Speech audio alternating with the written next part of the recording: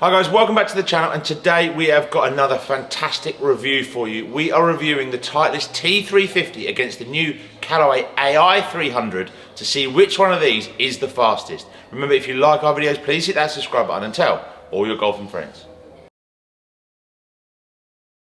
So we've pulled these reviews together before, and if you've watched the one that was released a couple of weeks ago, it was the Ai200 from Callaway against the T200 from Titleist. So it was that mid-range iron.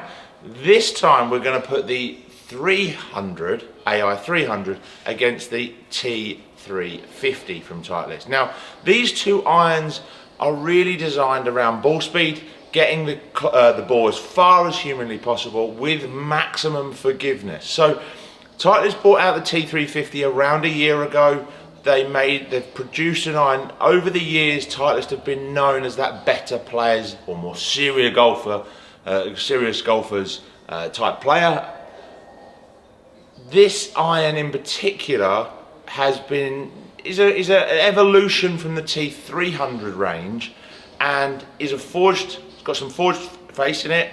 It has that softness. It has that Titleist feel, it has that Titleist look, but it's aimed at that golfer that needs that extra little bit of support and help to find the middle of the face, to get a little bit more forgiveness and ensure they're hitting it as far as humanly possible. So it's been a huge success. We've seen lots of graphite sets of irons go out in this. We've seen ladies enter the Titleist brand because of this iron as well, because not only does it create fantastic ball speeds for your lady, senior and slower swing speed golfers, what it also does is it creates an incredibly good launch. So not only do you get very, very good ball speeds, you also get really, really good flights to it.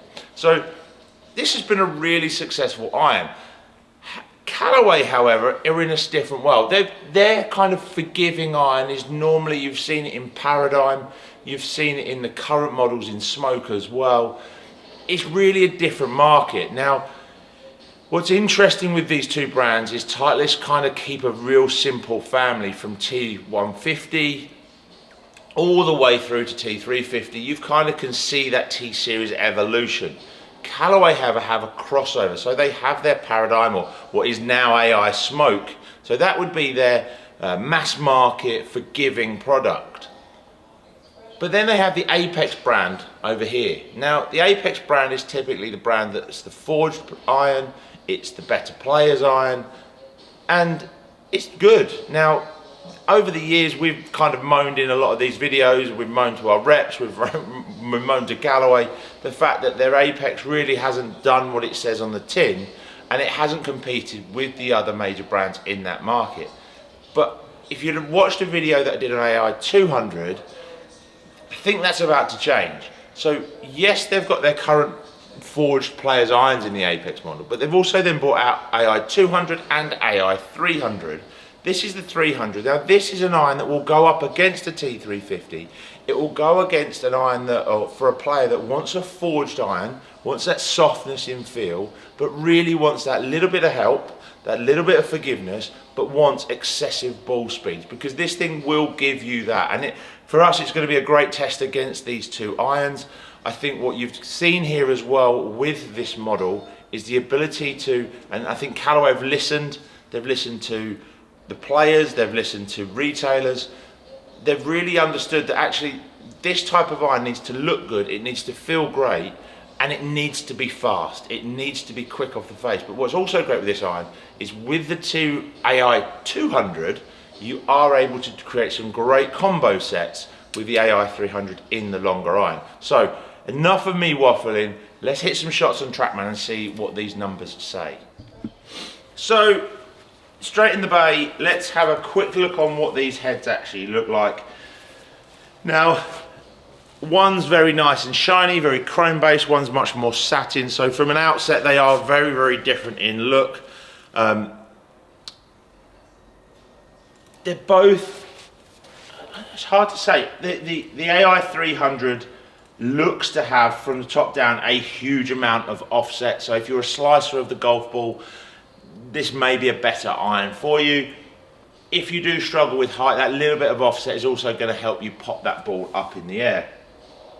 Now, it is chunky, it's very thick top edge, Ai300, but it's a very, look, this iron, if you're a traditionalist forged player, Ai300 probably isn't going to be for you. However, if you've loved the thought and the feel of an Ai300, I think where this iron is also going to sit brilliantly is against your Mizuno forged range, maybe the new JPX 925s. I think it's going to sit brilliantly up against your Srixon ZX4 range. So we know there is a market for that product. We know there is a golfer that wants that, and I think Callaway have just sort of snuck in and entered into that with this type of iron.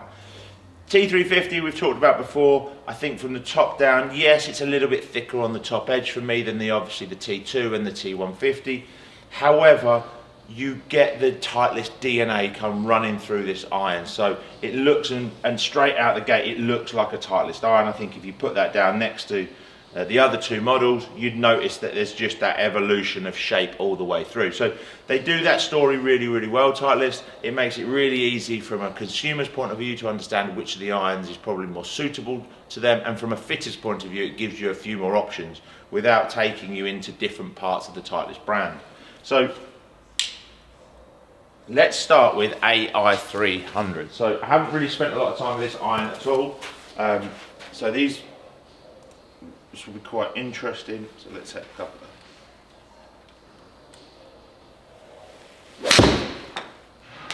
So straight away, first impression, first shot is it's very, very nice and soft. And we've got pretty decent ball speed. Swing speed, club head speed was really low there. Land angle was great. I'm always interested in land angle, as we know. Now that was really, really toey. So it was a really poor strike. And what's fascinating with that is that the ball speed even didn't drop off. So 120 out of 89 speed. That's decent for that level of strike. That was okay. Oh, that was fat and horrible. Start again, shall we? What it is very forgiving, as you can see. That was a bit more ball. A little bit more ball, a little less ground. There we go.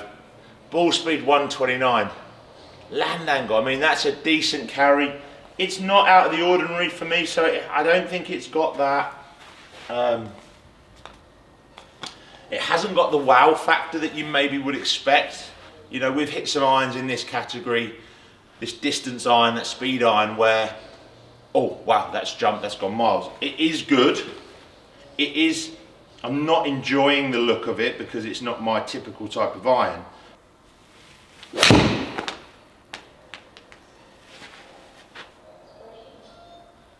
Yeah, it's good speeds, decent distance, nice feel. Callaway, you've done a very, very good job with that product. So let's see how it against the T350. Now we've talked about this iron, you've seen me review this a little while ago. I think it was probably about a year ago that we reviewed this T-Series range when it came out. So if you do want a bit more of the tech spec on these, head back over to that video and have a look. There's also some brilliant videos on our channel from Matt, our fitters at Cambridge. He's done some brilliant videos on the T-Series, so you can head over and look at those for the real technical detail. So these irons are both the same loft, 29 degrees. So, you know, they're cranked, aren't they? They're strong.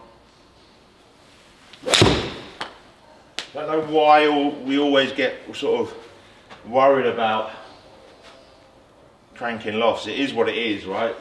Your ball goes as far as it's going to go. That was rubbish. That wasn't very good, was it? Oh, that's tough. I think the first thing to say is the speed isn't as hot, is it? I haven't hit a very good couple of shots there, but the drop off is not really doing this a great service. Let me see if I can get one. Height's nice, flight's good, club head speed's 90, ball speed strike was poor. What you're noticing is the ball pop up a lot higher.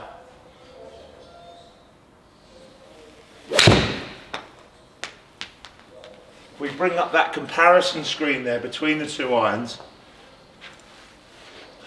what you'll be able to see is we've got some longer ones in the first iron, so Ai300.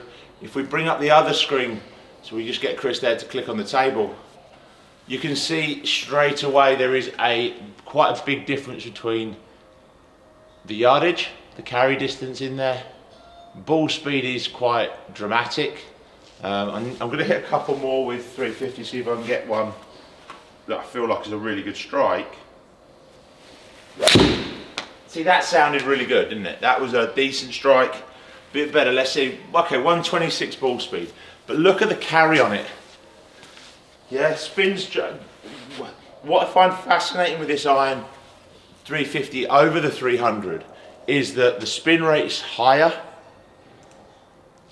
It's going to pop up, it's going to hold, it's going to stop quicker. Land angle, which is something Titleist do talk about, is really good. So this thing's going to stop. Very forgiving iron. More pleasing on the eye for me than Ai300.